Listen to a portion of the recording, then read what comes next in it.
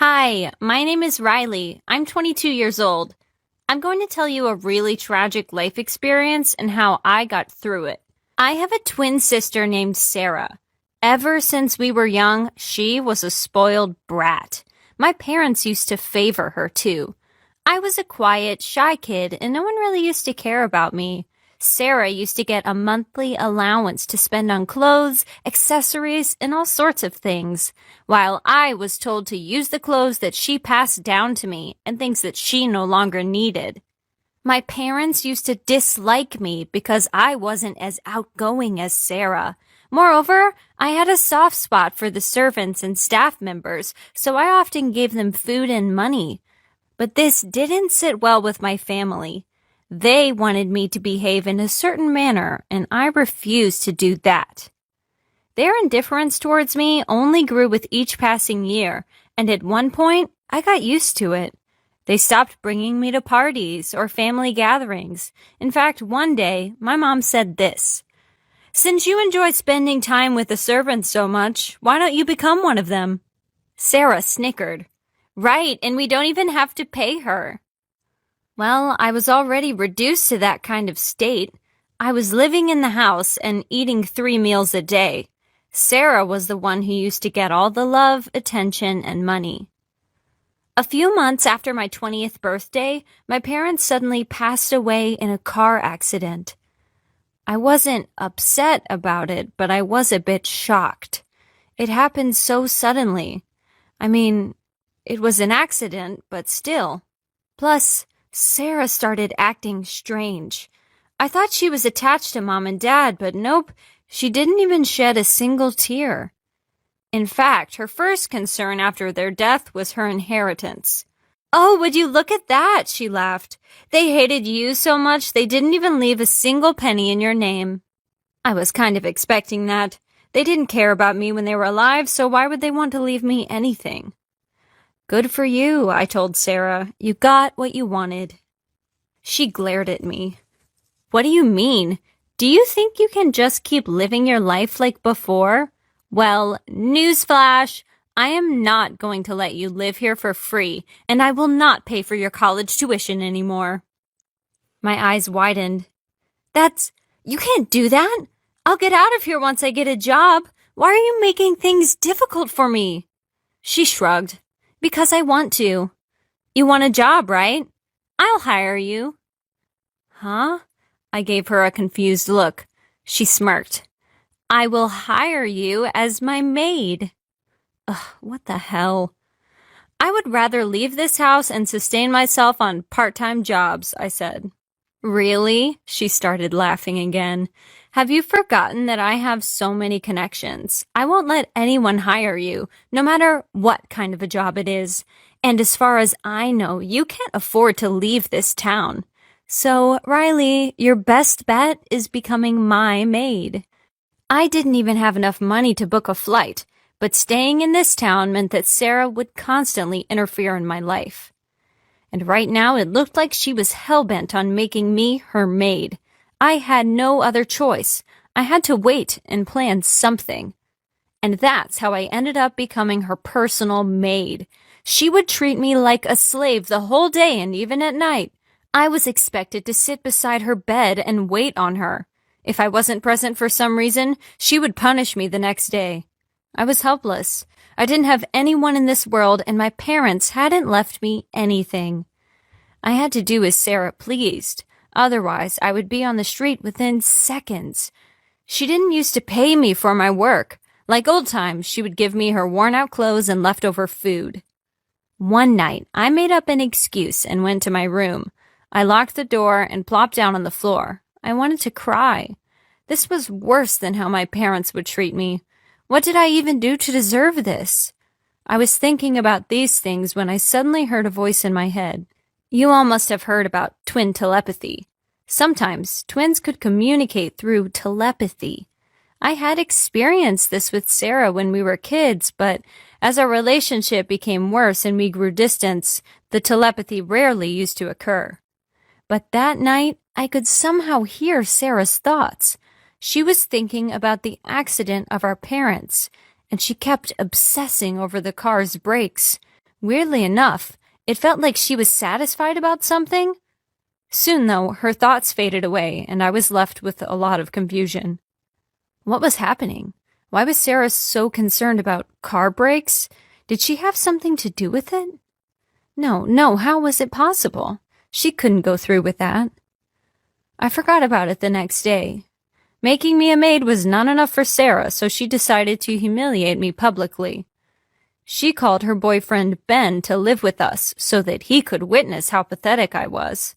She started bringing me everywhere she went, from parties to trips and everywhere else. I used to be at her beck and call, and she even introduced me as her maid to everyone. Once at a party, she ordered me to bring her a drink. I was about to give it to her when she suddenly blocked my way, causing me to trip. The drink spilled all over Ben's clothes. "What the hell?" Sarah shrieked. "Just how clumsy are you? Apologize." I'm sorry, Ben, I quickly said, hoping he wouldn't yell. "It's okay," Ben smiled. "These things happen. And Sarah, aren't you being a bit too harsh? Give her a break." "Ben, don't be swayed by her innocent face," Sarah scoffed. "She does these things on purpose." Then she turned toward me. "Go and help him change his clothes." I followed Ben to an upstairs room. He turned to me apologetically. "I'm sorry, Riley," he said. "Sarah is a bit cruel. But you don't have to worry. I'm not mad. You can go back home and rest. I'll cover for you." This was the first time someone was being kind towards me. I thanked him and went back home. Sarah kept finding opportunities to humiliate me in front of others, but Ben would support me. He even scolded Sarah a few times, but of course she didn't listen. Instead, she started accusing me of trying to seduce her boyfriend. I will admit it, I liked Ben, but I had no intention of seducing him. He was in a relationship with Sarah, and I didn't want to complicate things. We went shopping one day, and Sarah kept dumping piles of clothes into my hands. Within 15 minutes, my hands were so full that I could barely see. The salesgirl tried to help me, but Sarah asked her to back off. When she went inside the changing room to try on more clothes, I nearly lost my balance. The clothes fell out of my hands, and I was about to fall too, but Ben caught me just in time. "Are you okay?" he asked in concern. I nodded. "Thanks. Why are you doing this?" He cut me off. "Sorry? Why are you listening to Sarah?" "I hate seeing you like this," he said. I stared at him. "You shouldn't say such things. She's your girlfriend, and she won't like it if you feel pity for me." "I don't care," he said firmly. "I was wrong. I don't want a girlfriend like her." "Well, what do you mean?" I asked in shock. Instead of replying, he leaned down and kissed me. And well, I kissed him back. As I said, I liked him, and I couldn't hold myself back when he was saying such nice things. But soon I realized what I was doing, and I pulled away. "Oh God, we can't do this," I exclaimed. "What if Sarah sees us?" "What are you two doing?" Sarah's voice interrupted us. It seemed like she hadn't seen anything. Ben was about to open his mouth, but I grabbed his arm and shook my head, hoping he would get the message. I didn't want him to break up with Sarah now. Not like this, at least. Later that night, I called him to meet me in a park. "Why did you stop me today?" he asked me. "I don't like her. I want to be with you." "I feel the same," I confessed.